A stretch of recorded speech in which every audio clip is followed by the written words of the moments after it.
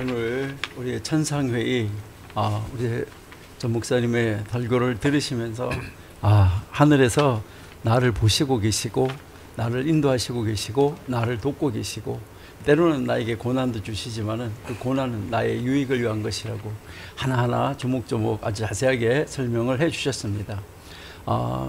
이제 이 천상회의에 대해서 한번 고대 근동이나 구약 유대 문헌이나 이런 데서는 어떻게 했었는가, 그 천상회의가 무엇인가, 이것을 가지고 잠시 한번 살펴보는 그런 시간을 갖도록 하겠습니다.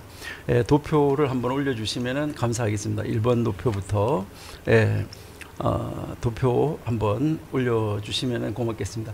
그래서 이 천상회의라고 하는데, 이 천상회의는 하늘에서 이루어지는 하나님 나라의 어전회의다, 이렇게 우리가 이해할 수가 있습니다. 그래서 욥기 1장 2장에서는 사람이 볼 수 없는 세계, 다시 말해서 하늘의 보좌와 영적인 존재들이 모여서 회의하는 장면, 이것이 지금 나오고 있습니다.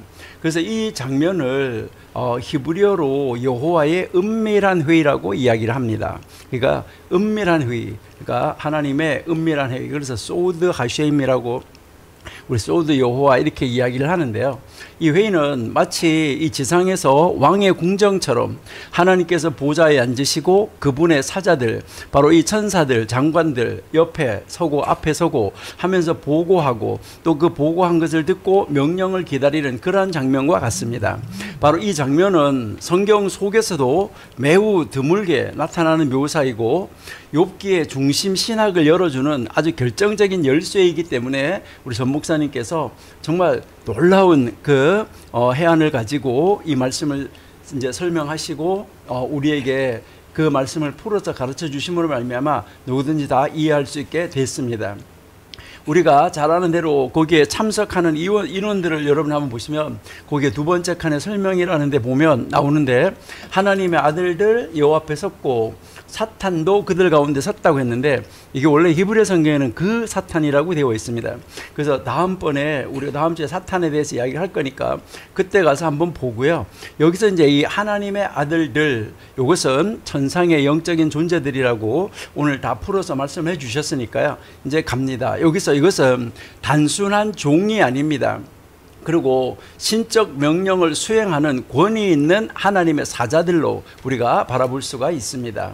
그러면 이제 이 사탄은, 욥기에서의 사탄은 아직까지 완전한 악의 존재는 아니지 않나, 이렇게 이제 그려볼 수도 있습니다. 그러니까 하나님의 법정에서, 지금 재판하는 법정에서 고소하는 검사의 역할을 맡고 있는 그런 존재다. 다음 주에 우리가 한번 자세하게 보도록 하고요. 그래서 그가 하나님 앞에서 인간의 동기, 인간의 행동, 이것을 지금 시험하고 고소하고 있는 이런 장면을 우리가 볼 수 있습니다. 그래서 그를 통해서 하나님께서는 시험을 할 수 있는 기회를 이제 주신 것이죠. 그가 요청을 하고 또 하나님 그에게 허락을 하셨던 것이죠. 그러면 이 하늘 회의의 성격은 무엇일까? 이 장면은 단순한 회의가 아니라 하나님의 통치 아래 열리는 우주의 재판정이고, 모든 존재는 하나님의 주권 아래 있다는 것이죠. 다시 말해서 사탄조차 하나님의 허락 없이는 누구도 건드릴 수 없다 하는 것을 우리에게 가르쳐 줍니다. 여기에 이 예시적인 본문은 도표에 나와 있는데요. 욥기 1장 6절에서부터 12절, 그 다음에 이제 우리가 2장, 여기서 우리가 볼 수 있습니다. 그러니까 하나님의 아들들이 이제 보고하러 모였는데 사탄도 그들 가운데 있었는데 하나님이 물으셨죠. 그러니까 아까 우리 전 목사님 설교를 들으셨는데 어디 갔다 왔냐, 세상 갔다 왔다. 하나님의 머릿속에는 세상 이러면은 누구가 이제 그 머릿속에 있었어요? 하나님이 가장 자랑하고 싶은 사람이 한 사람이 있었던 것이죠. 야, 너 욥 봤냐? 하는 것이죠. 지금 우리 광화문에서 운동하시는 여러분들이 이제 열심히 하시고 계시는데, 하나님이 하늘나라에서 야, 너 어디 갔다 왔냐, 대한민국이요, 이렇게 하면 야, 대한민국에서 광화문에 있는 누구누구 봤냐? 라고 하나님의 자랑감이 되시는, 그러니까 여러분들이 하나님의 자랑감이 되시는 여러분이 되시기를 바랍니다. 그래서 또 2장에서 한 번 더 하늘회의가 열려지는 것이죠. 여기에서 보시면 이제 이 욥이 계속해서 신앙과 그 고난 가운데서도 하나님을 경외하자, 사람이 자기 생명을 위해서 무엇이든 바친다면서 욥의 몸을 시험하게 해달라고 다시 사탄이 이제 허락을 해달라고 하니까 하나님은 또 허락을 해줬어요. 여기에서 욥기 1장 2장에서 우리가 가르치는 것은 이것은 하나님의 주권, 인간의 경건, 시험의 한계, 이것을 가르쳐주고 있습니다. 그것이 어디에 있는가 하는 것을 보여주는 것이죠. 여기에 네 번째 칸의 교훈에서 보시면 이제 우리가 배울 수 있는 것은 하나님은 하늘에서 모든 것을 주관하시는데, 이 회의 장면은 우리가 알 수 없는 하늘 세계에서 하나님께서 온 우주를 정밀하게 다스리고 계신다 하는 것을 보여주시는 것이고요. 두 번째 교훈은 사탄은 절대 하나님의 주권을 벗어날 수 없다는 것입니다. 사탄은 하나님과 대등한 싸움을 벌이는 존재가 아니라 하나님이 허락하신 범위 안에서만 활동할 수 있는 존재였었다. 그 다음에 세 번째는 하나님은 우리를 신뢰하시고 계신다. 욥을 신뢰하신다. 그래서 하나님은 욥을 자랑스럽게 여기시고 그가 시험을 이겨낼 것이라는 것을 알고 있었고요. 이것은 우리가 고난 가운데 있을 때 그 자체가 하나님의 신뢰의 표현이다 하는 것을 우리에게 가르쳐 줍니다. 네 번째 교훈은 우리의 고난은 하나님의 더 큰 목적 안에 있다는 것입니다. 그러니까 지금 우리가 고난 당하는 것도 하나님의 더 큰 목적 안에 있다. 욥은 자신에게 무슨 일이 일어나고 있는지 알지 못했지만은 하늘에서는 하나님과 사탄과의 대화 속에서 바로 욥의 경건함이 더 분명하게, 더 크게, 더 확실하게 드러나고 있었다 하는 것을 우리에게 가르쳐 주고 있다 하는 것이죠. 자, 두 번째 표 2번 거 한번 올려주세요. 그러면 고대 시대 사람들에게도 하늘 회의가 있었다고 믿었는가 하는 것이죠. 여기서 주제는 천상회의는 고대 근동 세계에서 공통된 개념이었다 하는 것입니다. 많이 있었다는 것이죠. 그러니까 욥기의 하늘회의의 장면은 우리 성경에서만 읽을 수 있는 그런 기사는 아니었다는 것입니다. 고대 근동에서도 이런 일은 많이 있었다는 것이죠. 하늘에 있는 신들이 회의에 참석해서 모여서 인간의 운명, 나라의 흥망성쇠, 왕의 생사 등을 결정하는 것을 바로 신들의 회의에서 결정한다라고 믿음을 가지고 있었던 것이 고대 근동입니다. 이러한 것은 메소포타미아, 가나안, 이집트 문헌에서 우리가 종종 다 읽을 수가 있는 것들입니다.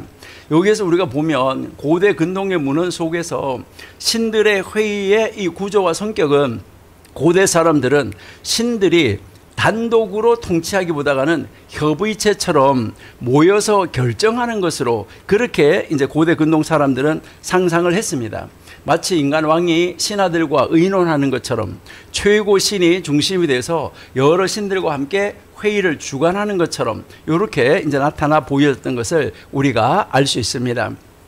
우가릿 문헌 가운데서 여기에서 이제 보시면은 삼나 샤므나라는 거기에서 이 최고의 신 엘이 신들의 회의를 소집했다. 여기에 보면 바알신, 아세라신, 야무신, 모트신 여러 신들이 여기에 참석을 했었고, 이 회의에서는 인간 세상에서 일어나는 사건들, 특히 왕권을 교체하는 거, 전쟁을 일으키는 거, 기근 이런 것을 의논하고 있었다. 이렇게 이야기를 합니다. 근데 여기에 특징이 뭐냐면 신들 사이에 갈등이 있었다는 거예요. 그래서 때로는 최고 신이 아닌 다른 신이 주도권을 잡기도 했었다는 거예요. 이때 이 바알이 엘 신을 대신한다는 것이죠. 다시 말해서 권력이 분산되어 있고 신들 사이에 경쟁과 음모도 있었다 하는 것을 가르쳐 주고요. 바벨론과 아시리아에도 이 신의 회의가 있었습니다. 여기에 길가메시, 서사시, 에노마, 엘리시 여러분들이 잘 아는 것입니다. 여기 보면 아누하고 엘릴 신이 여기에 등장을 하죠. 여기에도 이제 신들의 총회 해서 여기에서 인간의 운명이 결정된다라고 이야기를 하고 있습니다. 그래서 신들은 서로 설득하고 서로 조언하면서 심지어 표결까지 했다라고 거기에 기록을 하고 있습니다. 여기에 특징은 신들의 결정이 절대적이고 인간은 그 결과를 예언자나 점성술을 통해서 알려고 했었다는 거, 신들이 결정한 것을요. 그것이 이제 근동에 있었던 바로 바벨론의 바벨론 신화이고, 고대 또 이집트에서도 있었다는 것입니다. 이제 그 고대 이집트 신화에서 태양신 라가 다른 신들과 의논을 해서 인간에 대한 심판을 내리는 이런 장면이 나타납니다. 여기에서 이 신 마아트는 진리와 정의를 상징하는데 바로 죽은 자의 심장을 저울에 달아서 심판하는 회의 장면도 여기에 나와지고 있습니다. 이것은 이집트의 사자의 서라는 거기에 보면 아주 정확하게 나와 있습니다. 이때 여기서 특징은 뭐냐면 인간의 도덕성과 행동이 신들 앞에서 평가되고 그 결과가 사후의 운명을 결정한다, 이렇게 하고 있습니다. 그러면 이 고대 근동의 사람들이 믿었던 전상회의와 욥기의 전상회의의 이 차이점은 뭘까 하는 것이죠. 여기에서 이 차이점이 나타나는 것은 신들의 수입니다. 바로 여호와 오직 하나님, 욥기에서는, 그러나 고대 근동 문헌에서는 여러 신, 다신론이 나오고 있습니다. 그리고 이 회의의 성격인데 고대 근동 문헌에서는 신들 간의 논쟁과 설득이 있어집니다. 그러나 욥기에서는 천사들이 하나님께 복종하는 것뿐이지, 보고하는 것뿐이지 그것을 결정하시는 분은 오직 하나님, 여호와 하나님 한 분이십니다. 그리고 고대 근동 문헌에서는 최고의 신, 첫째의 신, 다른 신들과 이 등급이 나누어지고 동급이 있고 이렇게 했었는데 욥기에서는 유일하고 절대적인 창조주 하나님밖에 없습니다. 그리고 결정 권한은 고대 근동 문헌에서는 신들의 협의와 표결까지도 있었다고 했는데 욥기에는 오직 하나님이 최종 결정자다 하는 것이고요. 그리고 그러면 사람의 역할은 뭐냐? 신들 간의 그 사이에 있는 게임의 말을 듣는 것뿐이고, 그런데 욥기에서는 하나님의 관심과 신뢰의 대상이 누구냐? 사람이다. 이거는요 엄청난 차이가 있다는 것을 우리에게 가르쳐주고 있습니다. 그래서 욥기의 하나님은 다른 신들과 협의하는 그런 신이 아니라 스스로 판단하시고 다른 영적 존재들을 오직 하나님의 명령을 받아 수행하는 그런 수행자일 뿐이다. 이것을 우리에게 가르쳐주고 있습니다. 그래서 이 욥기의 이 표현이 어떻게 보면 고대 근동의 문헌을 닮았다라고 이야기할 수 있겠지만은 본질은 완전히 다르다는 것입니다. 표현이 유사한 것은 있어요. 하늘에서 열리는 회의, 여호와 앞에 섬, 고소자가 등장하는 거, 이거는 고대 세계에서 아주 익숙한 표현이었었는데 내용에서 가장 큰 차이점은 뭐냐? 욥기에서는 사탄이 하나님과 논쟁하지만 하나님의 허락 없이는 단 하나도 행할 수가 없다는 것입니다. 이것은 하늘 회의조차 하나님의 주권 아래에 있다는 것을 가르쳐주는 강한 메시지입니다. 그러면 이것을 통해서 우리가 배울 수 있는 것은 무엇일까 하는데, 이 첫 번째는 문화는 닮았지만 믿음의 내용은 다르다는 것입니다.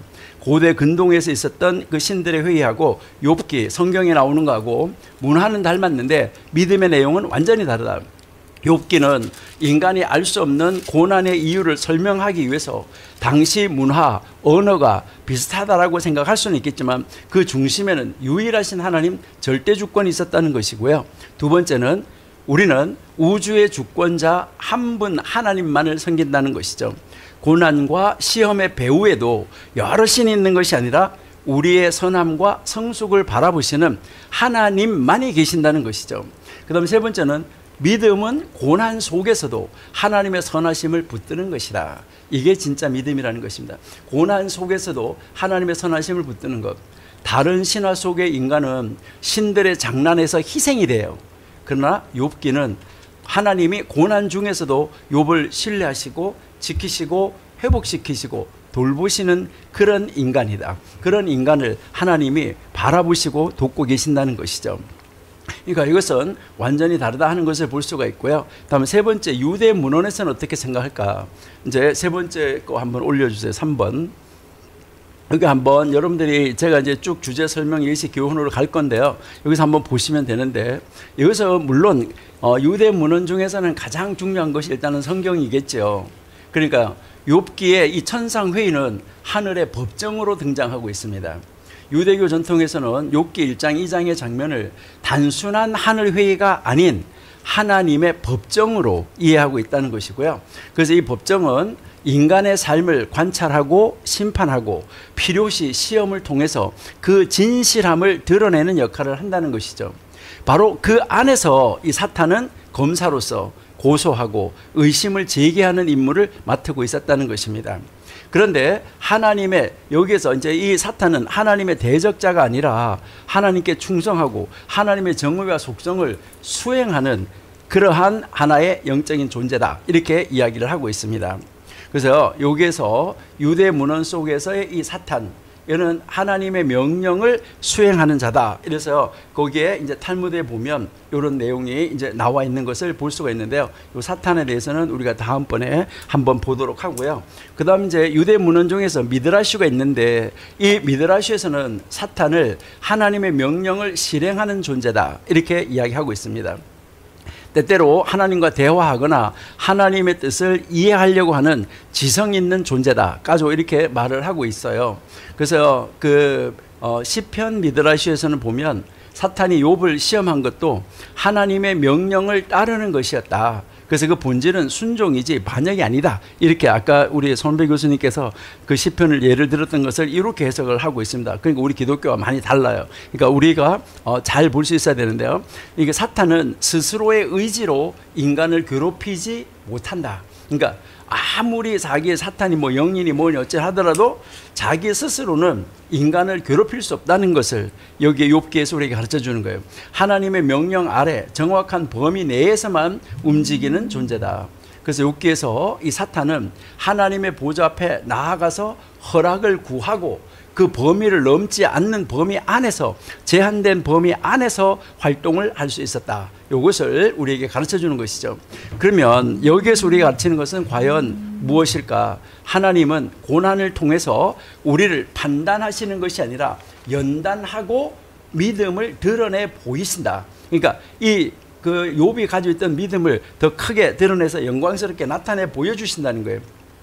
욥이 고난을 받았다고 해서 그의 믿음이 이제 뭐가 잘못됐다 이것보다는 욥의 믿음을 통해 고난을 통해서 욥의 믿음이 하나님이 자랑할 수 있는 그런 믿음이었다. 이것을 이야기하는 것이고요. 그 다음에 사탄은 하나님의 대적이 될 수 없다. 하나님의 정의의 그냥 도구일 뿐이다 라는 것이죠.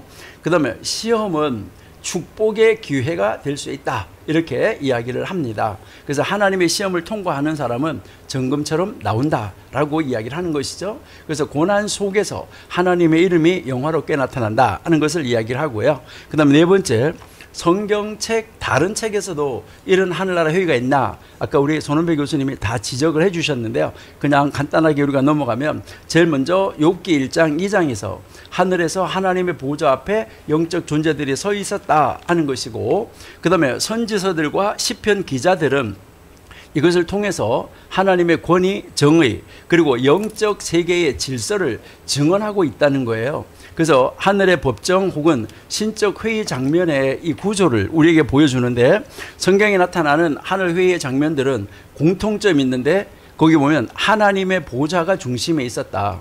두 번째는 영적 존재들은 하나님 앞에 서서 명령을 기다리거나 질문을 받았다. 세 번째, 하나님은 최종 결정권자이다. 이것을 가르쳐 주는 거죠. 그래서 이 구조는 고대 근동의 문화에서 보던 신들의 회의와 형식은 비슷하지만 성경은 항상 유일하신 하나님 중심으로 모든 것이 전개된다 하는 것을 가르쳐 주고 있어요. 그래서 거기에 예시를 써놨는데 4번이에요. 지금 4번.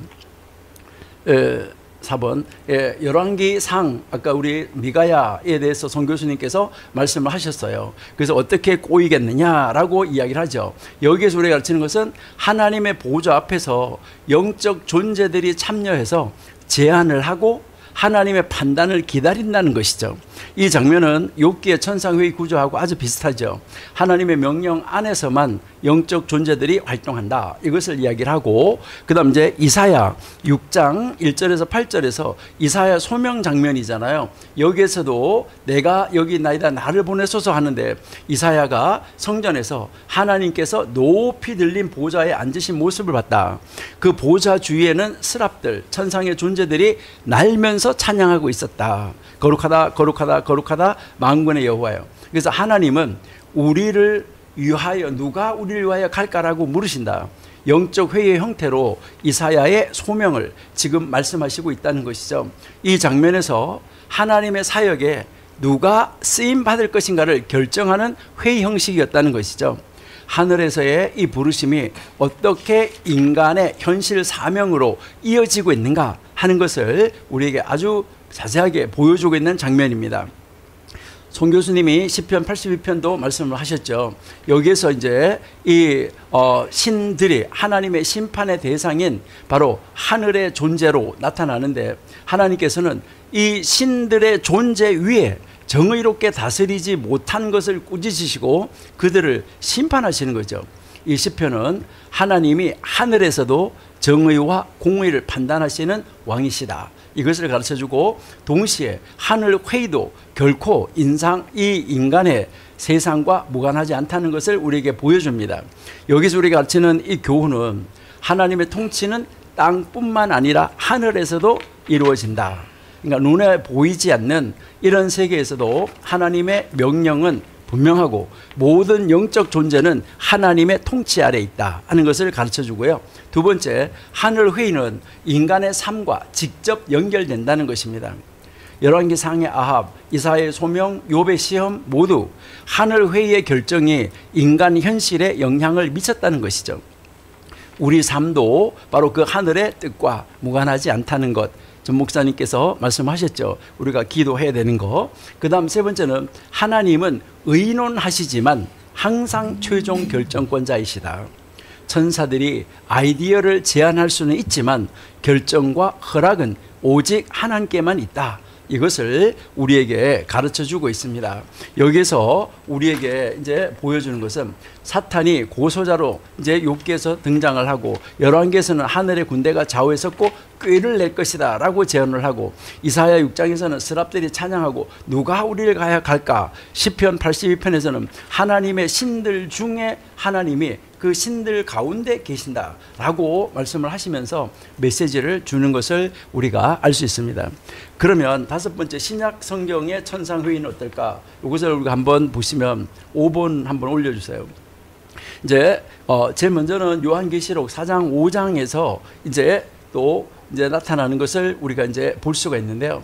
여기에서 보시면 보좌에 앉으신 이가 하나님이고 여기에 네 생물이 등장하죠. 하나님의 거룩함을 찬양하는 천상의 존재들, 이게 에스겔 1장과 연결된다라고 볼 수가 있고, 그 다음 24장로가 나오고, 이것은 구약, 신약, 또 이제 거기에 나오는 대표적으로 우리가 대표성을 상징한다라고 보통 이야기를 하고 있고, 그 다음에 수많은 천사가 나오죠. 이것은 찬양과 명령 수행자를 이야기하고, 여기에 신약에서 특징적인 것은 바로 무엇입니까? 어린 양 예수님이 나온다는 것이죠.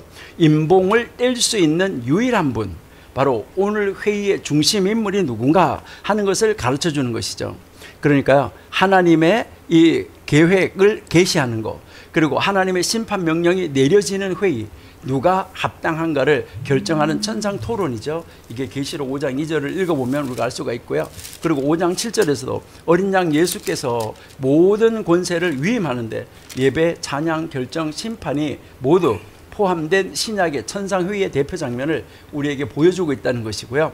누가복음 22장 31절에도 보면 시몬아 시몬아 보라, 사탄이 너를 밀가부르듯 하려고 너를 청구하였다라고 이야기를 하는데, 이게 바로 사탄이 하나님 앞에서 인간 베드로를 시험하려고 하고 요청을 하는 것이죠. 그러니까 욥기 1장 11절하고 비교해서 볼 수 있다는 것이죠. 그러면 신약에서의 구약의 욥과의 차이점은 뭘까? 신약에서는 예수님께서 중보자로 개입을 하신다는 거예요. 그러나 내가 너를 위하여 기도하였다. 예수님이 개입하시고 계신다는 것이죠.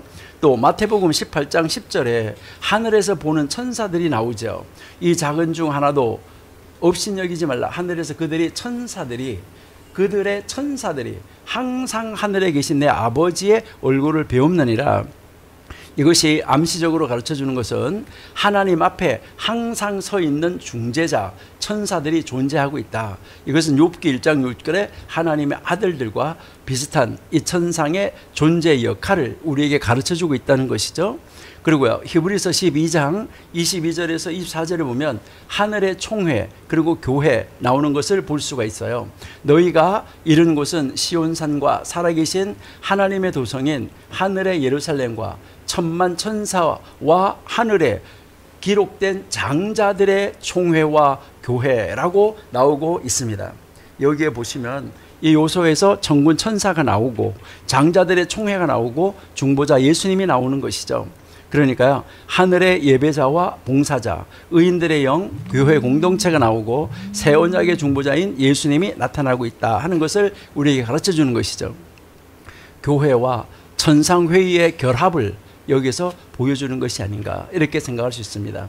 신약의 교회도 하늘회의에 참여함을 암시하는 것이죠. 그러니까 우리 성도들의 기도가 바로 이제 오늘 송 교수님께서 말씀하신 대로 향로에 담겨져서 올라가서 그 앞에 쏟아지는 것을 우리에게 가르쳐주고 있는 바로 그런 말씀이다 라고 우리가 볼 수 있습니다.